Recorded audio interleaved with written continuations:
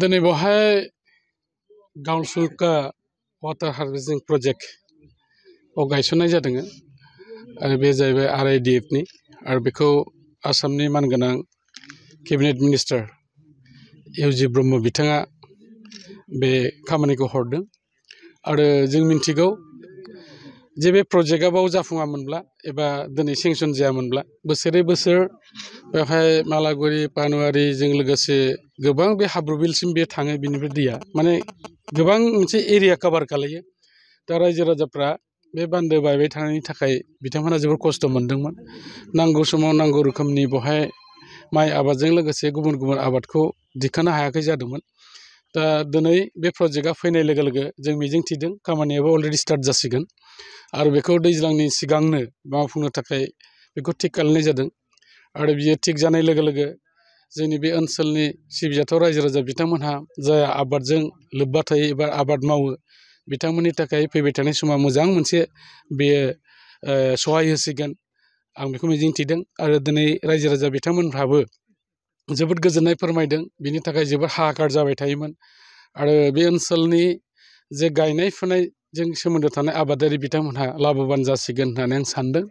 आरो बेफोरबायदि प्रजेक्टआ खालि बेवहायल' नांगौ बे नङा जोङो गुबुन गुबुन जायगायावबो बेफोरबायदि प्रजेक्ट लांनो थाखाय जों सार्भे खालामहोदों डिपार्टमेन्टखौबो जों नायहोदों आरो बिथांमोनाबो जोबोद गोसो गुदुङै जोंनि ओनसोलाव थानाय जेराव जेरैबायदि दै जगायनायनि राहा लामा खालामनांगौ बेखौ खालामनो थाखाय बिथांमोनाबो निजा बबेया डिपार्टमेन्टआ सार्भे खालामगासिनो दङ दा दिनैनि गासै जे हाबाफारि बेखौनो लानानै जों बाव जुथुमनाय जादों आरो रायजोफोरनि जों मोजां मोनसे फिडबेक मोननो हादों फैबाय थानाय समाव जोंनि ओनसोला जौगाखांनायनि मोनसे राहा लामाखौ आरोबाव मोननो हाबावबाय। आच्चा दिनै नोंथांमोना दिनै बे प्रजेक्टखौ मोनफुंबाय मा सरकारसिम मा खावलायहरगोन मा बुंगोन? आङो गोजोननाय खावलायगोन थारमाने जोंनि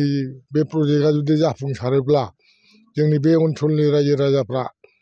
माने एसे सिन्था गैयाबालानो खस्थ' गैयाबालानो गायै फुयै मोनजागोन आं बेखौ आसा खालामदों आरोखि। बे सिगां प्रजेक्ट जाफुंनाय समाव माबायदि हालोदाव दंमोन? जोङो बिराद खस्थ'यै आं दहायनो एसे बुंदों जे जिनिसा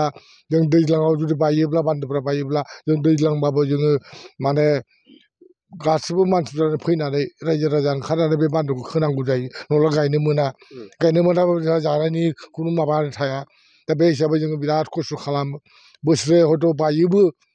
दा बोसोरे जों खोयो खस्थ' खालामो जों आसा खालामदों बे प्रजेक्टआनो जोंनि बे ओनसोलाव फैनायाव जोंहा बिराद गोजोननाय थादों बा जों गोजोननाय मोनदों दा आं बेखौल' खावलायगोन बे प्रजेक्टआ मोजाङै बे खामानिफ्रा मोजाङै जाफुङो आं बेखौल' खावलायगोन आरोखि। दा बे प्रजेक्टखौ मोनफुंनो थांबाय एबा मोनफुंबायानो बे समाव सरकारनिसिम मा खावलायहरगोन? सरकारनिसिम आं गोजोननाय खावलायगोन सरकारा जोंनि थाखाय जे बे जोंनि जे ओनसोलखौ जे नायदों मोजाङैनो बे प्रजेक्टखौ हरनानै बे ओनसोलखौ जोङो डेभेलप खालामनायाव बिथांमोनहा मदद होदों बिनि थाखाय आं सरकारखौ गोबांथार आंनि गोसोनिफ्राय बा रायजोनि जानानै दा दिनै आं गावबुराबो पानुवारिनि गावबुराल' नङा बे बान्दोनिनो जोंहा कमिटि मोनसे दं मोनब्रै मोनबा गामिजों बे कमिटिनि आं प्रेसिडेन्ट बा प्रेसिडेन्ट हिसाबै बान्दोनि पानुवारि माने हाजारि बान्दो होनना बुङो बेखौ